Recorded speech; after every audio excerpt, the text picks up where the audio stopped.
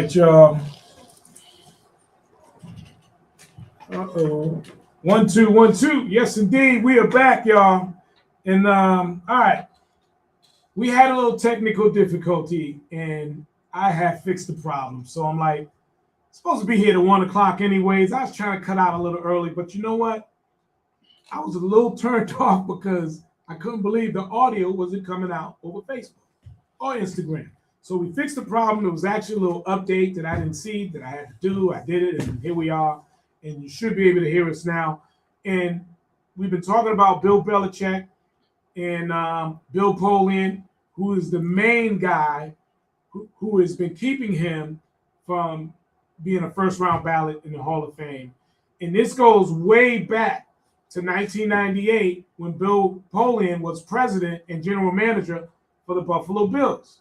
All right. Now, when the Buffalo Bills lost those 4 Super Bowls back in the day, one of those games was with the New York Giants. Well, that was actually, Steve, their first loss. That's the one that started them on that trend to losing 4 Super Bowls. And who was the defensive coordinator for that team? Bill Bellichek. Bill Bellichek. And he shut down that high-octane Buffalo Bills defense with Jim Kelly, Thurman Thomas. You had Bruce Smith on defense. You had you just had so much talent. There's about 5 or 6 guys off that team that's in the Hall of Fame right now. Right. So we're going to talk about this because this is a story that's been trending all up and down social media. And I'm just going to play some clips from a few players from the NFL.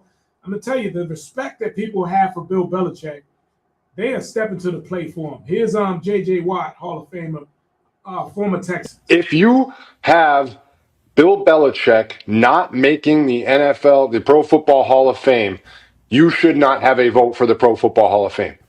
The guy has 8 Super Bowl titles. There's only been 59 of them. He's got 8 rings from 59. Like, what are you doing? What qualifications do you want? How do you tell the story of the NFL without Bill Belichick? Yeah, if you didn't have him on your ballot, and I get this whole like, well, there was 3 spots and you can only put like, I don't care. If there's only 3 spots, Bill Belichick is spot number 1, point blank, period. You figure out who fits in the other 2. And here's Tom Brady. I just think that to me, I don't understand it. I mean, I was with them every day. If he's not a first ballot Hall of Famer, there's really no coach that should ever be a first ballot Hall of Famer, which is completely ridiculous because people deserve it. And he's incredible. There's no coach I'd ever want to play. I'd rather play for. If I'm picking one coach to go out there to win a Super Bowl, give me one season, I'm taking Bill Belichick. So that's enough said. There's nothing outside of that. You know, again, when it comes down to votes and, you know, popularity and all that, like, you know, then welcome to the world of voting, and you may as well go, you know, try out for the Oscars or whatever and, you know, get a big panel to tell you if you're good or not. So it's the way it works. And unfortunately, you know, he's going to get into the Hall of Fame. In the end, I'm not worried about that. You know, and a lot of times in life, you know, for all of us, you know, things don't happen exactly how you want them or on your timeline, but we'll all be there to celebrate him when it does happen. And he's going to have a huge turnout from so many players, coaches that appreciated everything that he did and the commitment that he made to winning and the impact that he had on all our lives. And that'll be a great celebration when it happens. And so that was Tom Brady. You have people like Jimmy Johnson, who's said a lot of things. Matter of fact, he said he is not going to the ceremony this year. And he had a lot to say about it as well. But the thing that the hate with Bill Polian goes back again since 1998 when he was GM and president of the Buffalo Bills. Actually, that wasn't in 98. That was way before that. It was through the 90s when the Buffalo Bills was making Super Bowls. Right. He was the head guy doing all the drafting. And I'm gonna be honest, much as I'm pissed off at the guy right now, the guy was a talented general manager and drafting guy. You set up a team that went to 4 Super Bowls. They didn't win, but you got about 5 or 6 Hall of Famers, and then you transition that to the Indianapolis Colts, who was a dynasty in waiting, but unlucky for them, the New England Patriots popped up out of nowhere. Yeah, so the only problem I have with that is he was a hater. Yeah, he was talented in finding talent, but he's. And the thing about haters, like I said before, man, the thing about if you have haters, you're doing something great because haters hate people that are doing things greater than them that they can't do. And this guy was obviously jealous of Bellichek because think about it. So in 1998, he was the general manager and president of the Indianapolis Colts. He drafted Peyton Manning, right? So also Marvin Harris and Reggie Wayne, I believe. Reggie Wayne. So yes, before the Patriots came on the scene, the Colts were the team that everybody was saying was going to be that team to beat in the AFC until the Patriots came along. So he didn't like the fact that when he played Bill Belichick's Patriots, Tom Brady, and Ty Law and them boys, and Lawyer Malloy and Willie McGinnis, man, we beat the Colts. I mean, we would beat up on them like it was nothing. Well, Steve, I want to rekindle your memory a little.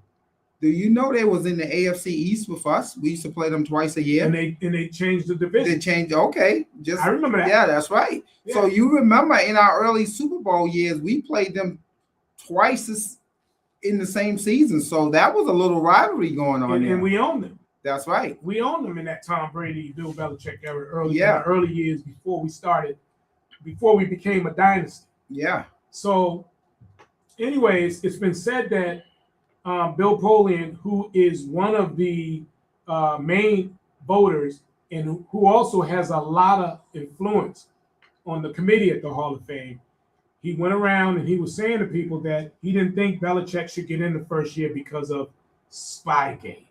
All right. So I want to talk about Spygate and Deflategate as well. But before we do that, let me just play for you what Jimmy Johnson had to say about this. First of all, I think this tarnishes everything in the Hall of Fame, all of the inductees, everybody in the Hall of Fame, just because of 10 or 11 or 12 ignorant, jealous assholes who did not vote for him. I think it tarnishes everything about the Hall of Fame. As far as if they're using the excuse of the Spygate, before they had the electronic communication between the sideline and the players, everybody was trying to steal signals. A lot of people would not admit to it, but every team had an individual trying to get the signals or doing one thing or another. And then one of the scouts for the Kansas City Chiefs talked to us. They said, hey, we've got the system. Howard Mudd is the best at doing it. They had a camera and they would film the opponent's signal caller and match it up with the film. And then they would get their signals. And we noticed, we watched the Kansas City huddle, the offensive guard would look to the sideline and Howard would go ahead and give them a signal, whether or not it was, man coverage or zone coverage, et cetera, et cetera. Now, Howard Mudd left Kansas City. He left and actually went and worked for Bill Polian and Tony Dungy. Now, I'm not accusing them of doing it, but there were a lot of teams doing it back then before they put the electronic communication from sideline to the quarterback and the linebackers. And so if they're using that excuse to not put Bill Belichick in the Hall of Fame, it is absolutely ridiculous. And it's unacceptable, and I'm going to tell you why. And I'm going to break this down for you, especially the haters that are out all of a sudden because the Patriots are back in the Super Bowl. Understand this. This is why, one of the reasons why the media does this and people in power do it, especially on the NFL level, is because their influence, most people are going to listen and they're going to run with whatever they say. They don't ask questions. Tom Brady cheated. Oh, did you hear they said he cheated? And they don't ask questions. But Deflategate and Spygate are two of the biggest made-up scams in sports and probably in this world. I compare it to when former President Bush said that there were weapons of mass destruction in Iraq. When we found out there were no weapons, what happened? Nobody said nothing. Nobody said nothing. Nobody gave an explanation. Colin Powell, who was Secretary of State or Secretary of Defense, right? The guy kind of pushed away from the whole Republican Party after that. If you remember, he wanted no parts of it. He became a big supporter of Obama. He knew there were no weapons. And he was a Republican his whole life. Right. He pushed away from it because he felt he was put in a position where y'all gave He me didn't some like it. bad information. He didn't want to be a part of it. Yeah. So let me tell you, and I'll start with the Deflategate. So, and you can research this, and you can try and prove me wrong, but you can't. You won't do the research. Most people are lazy; they won't do it. They just run with whatever the media or whatever people tell them. There's always the truth, and there's the whole truth. So let me break down Deflategate for you real quick. Deflategate, first of all, number one, the NFL did a investigation. They used a third party. Tom Brady was suspended. Patriots got fined. Tom got fined. They still won the Super Bowl that year, anyways. But you ever wonder why you never heard the results of the investigation of Deflategate? You ever wonder why? They're not going to apologize. It never happened.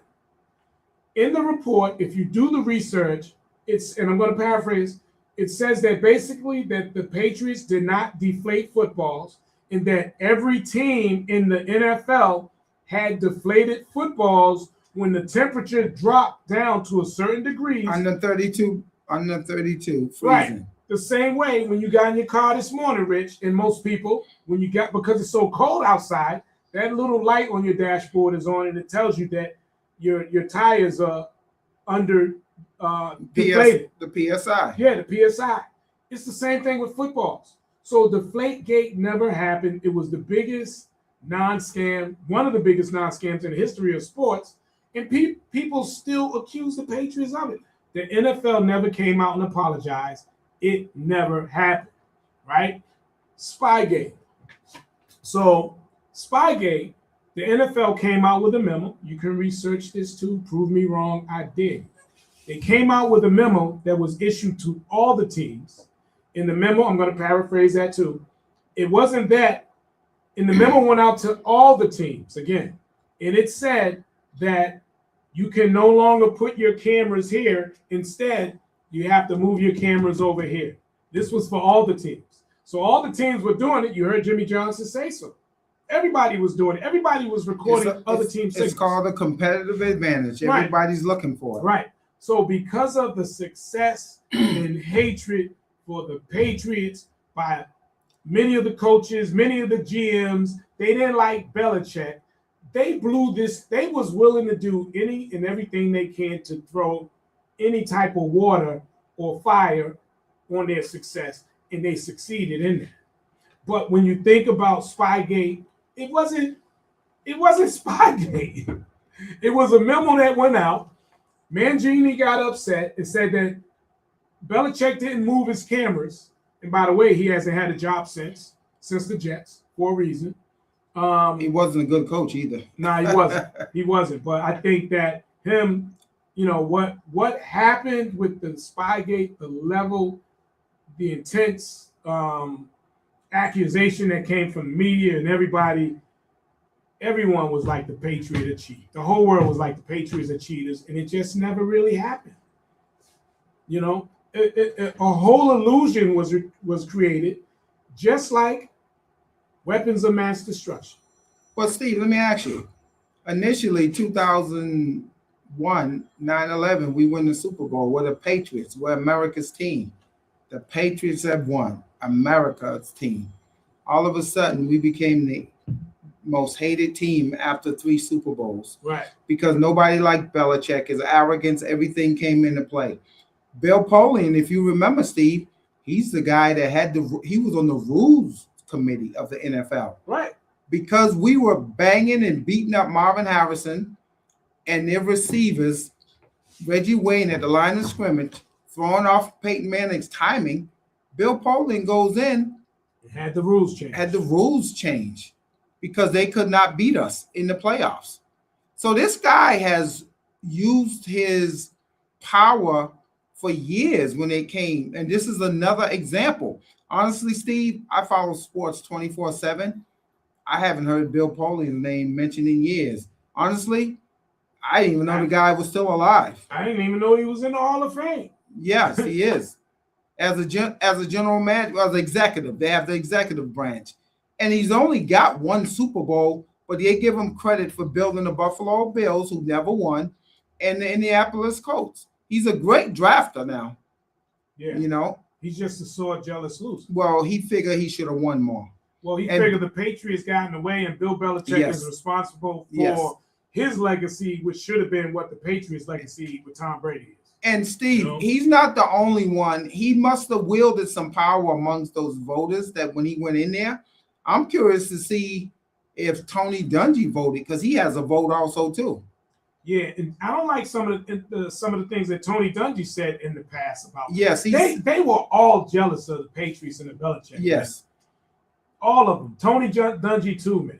You know, and I didn't like some of the stuff he was saying negative about him back in the day. I'm like, dude, you're a sore loser. Yes, we whooped your team's ass. And then Jimmy Johnson comes out and said the guy that was cheating in Kansas City goes to work for the Colts, Tony Dungy and Bill Polian. Right. I think that was Jimmy Johnson trying to wait a minute. Right. This guy worked for you. Because guess what? The Colts, you want to talk about cheating, the Colts were accused of piping in artificial noise. Didn't you go to the arena, Steve? No, I've never been to that one, but I went to the game in San Diego. Okay. When they was in San Diego still. Yeah. We played the Chargers in San Diego. And was that a playoff game? No, this was a regular season game. And the Chargers was filtering in artificial noise. That was so loud there. I'm like, man, this ain't real. It was deafening. I had to cover my ears. Well, Steve, remember during COVID when there was no fans in the arena? There was only so many fans. Yeah. Remember they was doing it there? Piping in artificial Remember noise. in the bubble, the NBA bubble? To make it seem real to the players, they were also doing that. They was doing that. And the Colts was accused of that, and it got swept under the rug. They got swept under the rug. Because of Bill Polian. That's right. His connections. And so, you know, we say all this because in the end, man, I love football. I do. I love the Patriots. I love watching it, man. But there's politics everywhere. Well, Steve, let me ask you, isn't it kind of ironic? This happens just when the Patriots are back in the Super Bowl after 5 years. The haters are back. Isn't this? The haters are back. I mean, this timeline is just unbelievable right now. The hatred is real. Yeah. It's real, man. And it's like, it's oh, man, here we go again, man. And you know, the votes are coming out next week for the Hall of Fame. There's a chance Bob Kraft could get in, even though they've denied him once already. So let's talk about that some more, because if you look at a lot of the stuff on social media and you read the comments, people are saying everything from the Flakegate, the Spygate, which I just explained to you, the biggest fabricated scandals of all time, in my opinion. I compare it to weapons of mass destruction in Iraq. But people are talking about Kraft in his massages. They're talking about Bellichek. They're calling him a pedophile because of the girl he is with, which, by the way, she is not underage. She's an adult. And I mean, personally, I wouldn't date anybody that young. That's just too much for me. That would be too much for me to deal with. I just wouldn't feel right. But I'm not knocking him. She's legal. Okay? That's right. So he's not a pedophile. So you can't. And on top of that, the person he dates has nothing to do with him being first round ballot in the Hall of Fame. You're going to really, if that's the case, you should go and check out every owner in the NFL, every president, every general manager, every other coach, because guess what? What do a lot of rich men do with their money? A lot of them go out and get young girls. That's right. They do their thing. They don't do it in public. You know what I mean? So you can't tell me that you're acting like. What did you have to do with Playboy? He took Playboy magazine and turned it into $1 billion industry. Right. With young women. Not making this a moral issue, but I mean, using that against someone saying that about Bellichek, right. that was just wrong. The young female, she's of legal age, and that's just wrong. Don't bring that into play. One of the things I want to say about this thing is, Steve, going forward, Bellichek is the greatest football coach I've seen in my lifetime. Okay, me and you, we go way back watching football. In this age of free agency, players leaving, changing teams, chasing the money. Right. This guy kept this thing rolling for over 20 years. What he did is historic. And he is a historian. I'm going to play this clip real quick. This guy is spot on. Check this out. The man is the living historian of the Pro Football Hall of Fame. If its archives were to be deleted by electromagnetic pulse or nefarious intent, or if the place were to burn, the one place you could go to, since I don't believe we any longer have the great Gil Brandt, the one place that you could go to basically restore the entire library and history of NFL films in the Pro Football Hall of Fame would be Bill Belichick. You can't tell the story of the New England Patriots, one of the most storied franchises and easily the most successful this century, without Bill Belichick, their head coach and architect. You cannot tell the story of NFL football at all, whether it's his failures in Cleveland, the brilliant game plans with the New York Giants, him and LT, obviously he and Bill Parcells, and ultimately what went on between the Jets, resigning on the cocktail napkin for a quick laugh at the expense of the jest, and then once again the New England Patriots. Bill Belichick cares about and is American football as much, if not more, than any other person, player, coach, GM, owner you could possibly think of. It feels silly to have to be sitting here defending the wall, saying, of course he deserves to be a first ballot Hall of Famer. And I can't believe that in the most divided world, Andy, Bill Belichick has found a way to help us all agree about something that he should. I'll stop it right there. He's right, and he's spot on. Bill Belichick is the greatest coach. He has the greatest mind. It's not just talk. Out of all the coaches in the NFL, I've never seen a coach prepare the players the way that Belichick does, whether it's special teams, on how the ball, when it's kicked up in the air and it spins however many degrees to the right before it goes, he's on that level. What about the weather conditions, Steve, that the Patriots have played in over the years? And there were times where he took the ball first, whether they won the coin flip or he gave it to the other team because he wanted to flip the stadium depending on which way the wind was blowing in the stadium. How many games did he win like this? So, Steve. And it didn't stop there. He would also know what time the wind was going to change direction. Oh, he checked the weather. He knew where the shadow in the stadium was at 4 o'clock. The guy that was just on the radio is actually WEI's Christian Arcan. He's pretty good. I listen to him sometimes. Mm-hmm. He just said the history of the game cannot be told without Bill Belichick. And I'm going to tell you why, Steve. Mm-hmm. Bill Belichick was breaking down film when he was 10 years old. His father, Steve Bellichek, was a assistant coach at the Naval Academy, okay? Bill Belichick was at 10 years old watching film. His father, Steve Bellichek, is mentioned as one of the first innovators of taking film, watching it and breaking it down, seeing what teams are doing. So Bill Belichick's been doing this. That's why his players will tell you, like Ty Law, who's on the radio, mm-hmm. He's always got these guys prepared. He's got them more than prepared. When it comes, you heard what Brady said. If he had one game to win for the championship, he wants Bill Belichick to coach them. This guy's been prepared in every Super Bowl championship game. Think about the Malcolm Butler pass interception. That play was practiced all week long, Steve, right? Of blowing up that play.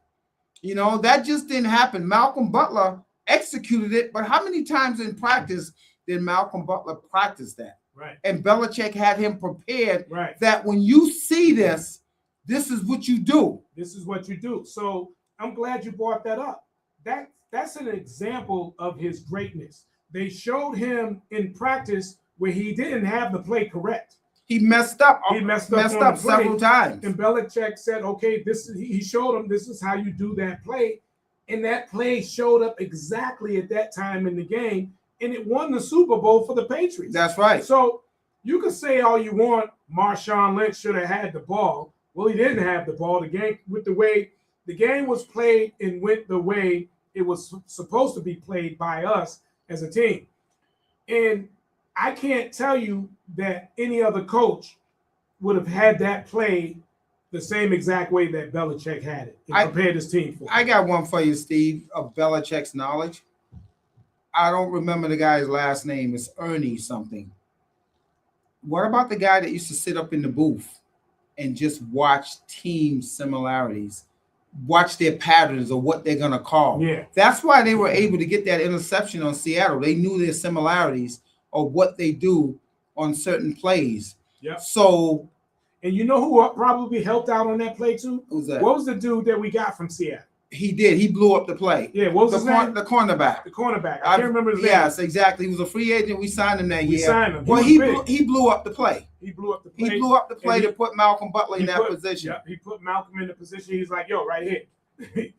and that's what I'm talking about. That's the greatness of Bill Belichick.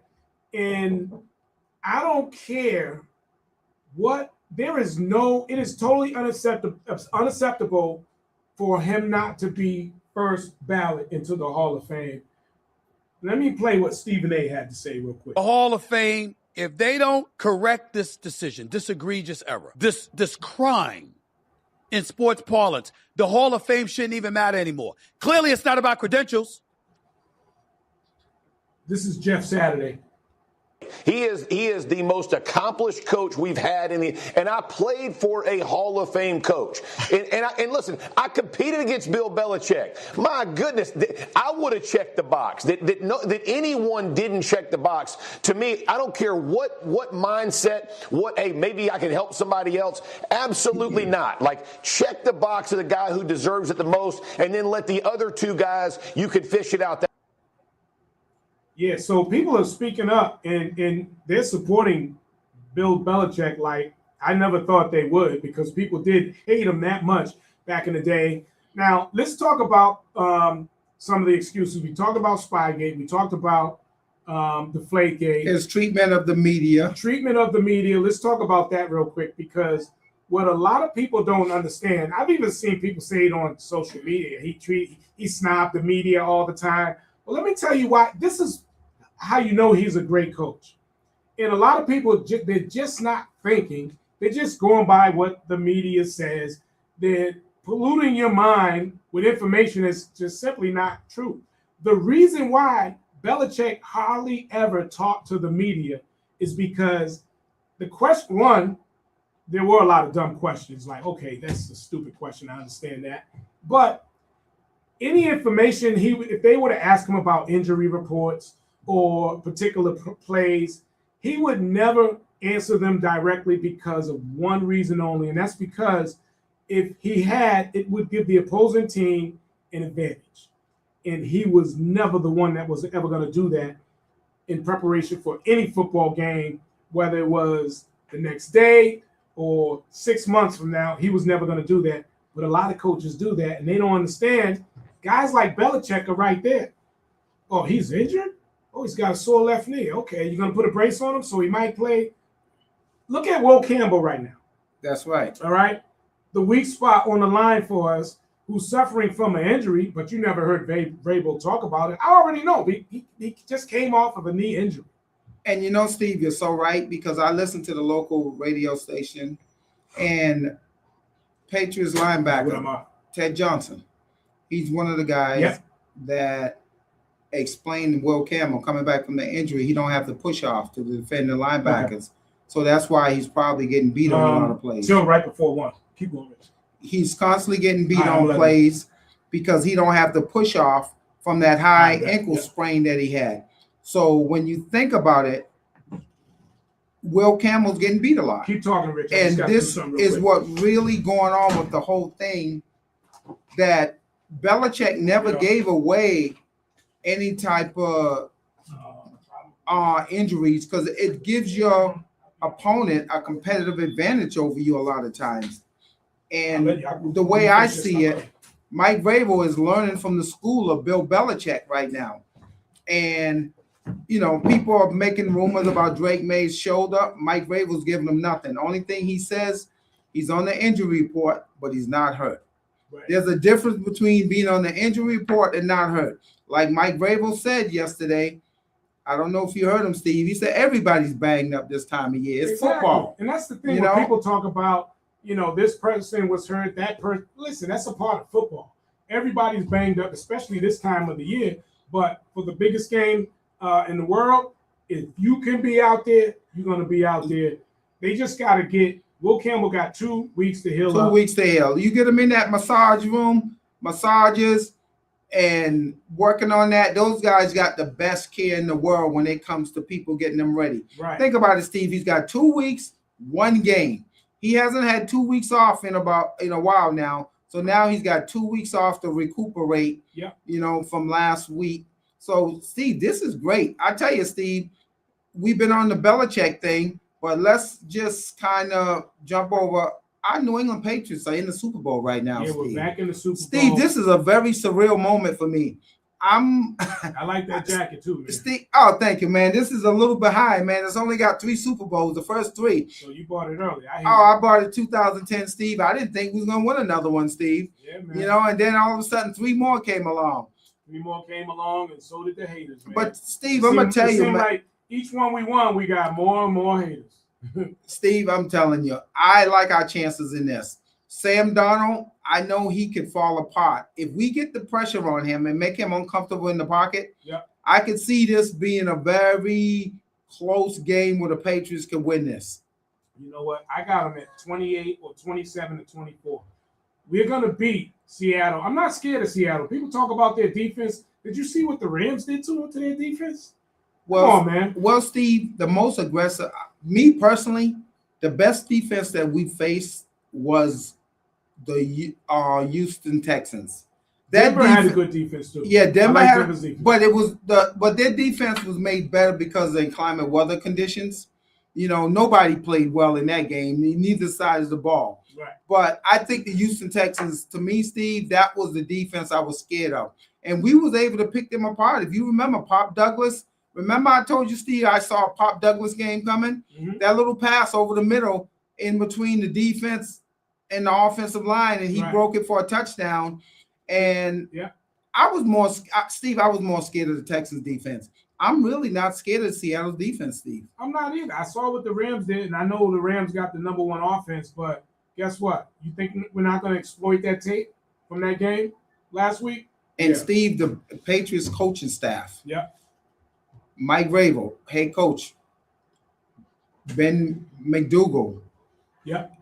Josh McDaniels was a head coach. Been an offensive coordinator for 5 Super Bowls with the Patriots.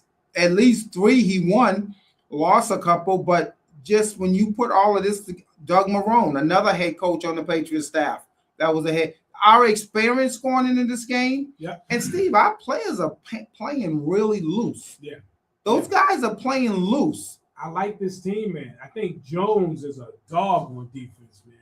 I mean, we got some players that, it's funny because you look back, people talk about Bellichek did this.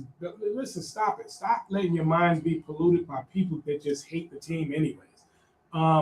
Belichick, he drafted Pop Douglas. Yes, he did. He also Keyshawn Booty. And who else? Wait a minute. Don't forget the running back, Stevenson. Yeah, that's right. That team still has Belichick. What about Barmore? Right, exactly. Who's one of our key players. Yeah. Probably our second best defensive player on the line. Yeah. Don't forget on the offense, a couple of offensive tackles. Yeah. Here's the thing. At the end of the day, man, just to go back to Bellichek a little bit, again, the guy, you got people that may not have given him the credit back when he was coaching because he was whooping their tails, number one. But I am amazed at all the respect he's getting now from everywhere, from people that, like even Jeff Saturday. Jeff Saturday played with the Colts when Bill Polian was the general manager. And he couldn't beat us in the playoffs. They couldn't beat us in the playoffs. One year, 2006. Well, we should have won that game. We were up 21-6 at halftime. Right. And God rest, may his soul rest in peace. Rashae Caldwell, ball goes through his legs. Remember, Steve? Yeah. On 3rd down, and we get that 3rd down, that game's over. And we go to the Super Bowl against the Bears. Right. And we would have beat the Bears, of course. Listen, if you look at it, we got 6 Super Bowls with Bellichek, and we lost 3. 2 to the Giants and 1 to Philly. And the 2 to the Giants. That's 9 Super Bowl appearances. It took miraculous. I mean, between the Tyreek one and both times, it took like these insane catches for them to beat us. And that's what I'm saying about this game coming up in 2 weeks, Steve, a week and a half. Now, let me speak on that game. I got to go back to the Giants game real quick. The first one we lost in the undefeated season. The undefeated regular season. I think it was the linebacker, OC the Haitian dude. I can't. Oh yeah, Kiwanuka. Nah, the other one. Not OC. What is that? Okay. OC something. Kiwanuka out of Boston College, I believe. Is that him? Yeah, The brother? Kiwanuka. The Yeah. Haitian dude? Yes. Okay. Yes. So he came out and said that the reason, what's up, fellas? Or what's up? Hey, I'll be done in a minute, man. Take your time, baby. Yeah. You on time. All right. He came out and said that he learned this after watching film, but I think a former Patriot must have brought it. Someone brought it to his attention that he learned all of Brady's cadences. That's right. For that game. Isn't that is that considered cheating? Right. And he showed it to the entire defense. Yeah. So when you saw that game and watched that game and the Patriots didn't look like themselves, I heard someone say, man, yeah, Bellichek messed that game up. He changed it. No, he didn't change the game plan. They knew the game plan. Well, the thing about that game, Steve, you're right, because they made Brady uncomfortable in the pocket. Yeah, they knew all. And you could go to YouTube. It's on YouTube. We averaged like 35 points a game that season. We couldn't be stopped. Yep. But in that game, it seemed like the Giants knew everything that was going. That's why, Steve, it's about a competitive advantage. Everybody's looking to get something. Yeah, right. Steve, did you ever remember, it still goes on, when you're getting ready to play a team in the playoffs, they signed one of your guys that you released a couple of weeks before. We did that with the Texans. That's right. That's right. And then after we beat them, we cut him. Isn't that so? He got one paycheck. Should that be illegal? I think it should. I think it should. But I think they should be obligated to at least a few weeks. This dude got cut almost immediately. But the league hasn't stopped it, Steve. They haven't stopped. Okay, so there we go. They haven't stopped it. But we only got a few minutes because tap time is up next. Yep. You know, he got that music for y'all. But yeah, man, this whole Bellichek thing, man, is a major, major problem. And it's all because if you're watching us live on Facebook or Instagram, the guy on the right, his name is Bill Polian. He had a lot of power in the NFL. Even back in Deflategate, he was the general manager of the Indianapolis Colts, the ones who said that we deflated balls, and then the NFL does the investigation, only to find out that every team had deflated balls when the temperature dropped down to a certain degree. Again, the same way when you get in your car, the most fabricated non-scandal in the history of sports. And even today, you still got people saying they cheated at Deflategate and Spygate. But if you do the research, come on, man. I got one more quick question for you, Steve. If deflating footballs was such a big deal, right? Football's been being played since the early 1900s. Mm-hmm. Professional football, the NFL has been around since like the 1930s, I believe. Right. Steve, why this just came into play? Why the footballs was never in the hand of the officials before every game? They put the air in them. Mm-hmm. They hold them to game time and distribute them to each team. Give me your footballs before the game. We check the air. Simple procedure. The hatred. We give them back to you. If this was so important to the game of football, why wasn't this a procedure put in place years ago? It's a non-issue that was made an issue because the Patriots were dominating. Yes. They were dominating. They weren't just winning, they was dominating. 2 decades. They became a dynasty. When was the last dynasty before the Patriots? Probably, you could say Dallas Cowboys and the Pittsburgh Steelers. Dallas Cowboys won 3 out of 4 in the 90s with Troy Those were the last 2 dynasties. The Patriots got the biggest dynasty if they went 2 decades. And we're going on 3 now. And the 49ers in the 90s. Oh, yeah, that's right. The 49ers. You're 49ers in the 90s. Can't miss out on that. Yeah, Washington Redskins is hard because theirs was spread out. It's 3 different quarterbacks. Yeah, I didn't look at them as a dynasty. They were good. But I gotta give Joe Gibbs credit. You won with 3 different quarterbacks, and you won with Doug Williams, the first black quarterback. Right. That's why I always give Joe Gibbs a lot of respect. Right. And yeah, I don't look at them as a dynasty because they were good. Yeah, theirs was spread out kind of, you know. Yeah. But the Patriots, again, we're going on another decade now. And we got $40 million to spend next year, so it's only going to get better. And 12 draft picks. That's right. So this is going to be great, Steve. We got another show next week to talk about this, man. We'll be back on Tuesday. Tuesday, I got Shalia Torres coming in. She lost 100 pounds. She's on the cover of People magazine. So I know with it being the new year, people are talking about, they've been talking about losing weight, but you know how that goes. New year, whatever. I'm going to do this, I'm going to do that, and they don't do it. But Shalia is coming in. She's going to talk about how she lost 100 pounds. She's on the cover of People magazine. That's on Tuesday. We'll talk more Patriots on Tuesday. A lot of Super Bowl parties happening. And Bill Polian, yo, man, jealousy is like, it's not good. It don't look good on you, man. It don't look good on you, man. Bellichek, greatest coach in the history, probably in the history of sports, period. But just his mind alone, the way he prepares for games. Again, I knew no other coaches to go into a game. All right, we're going to kick here because at halftime it's supposed to get windy. We're going to have 60-mile-per-hour wind. Remember the game in Buffalo before he retired? That's right. When it was what? It was so cold and windy, and we ran the whole game. I think our quarterback threw like 2 or 3 passes. The game plan was for him to run the whole game, and guess what?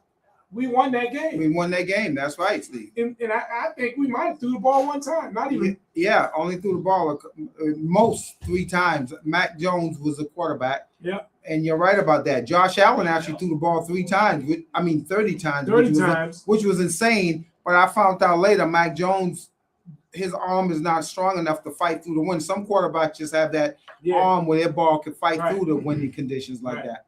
Right. So, yeah, I wish we could stay long. We had a little difficulty earlier, but we'll be back on Tuesday, y'all. Thanks for locking in R&B Talk. It's never enough time, but we'll do it. We'll be back on Tuesday. All right, people. Have a good day. Enjoy.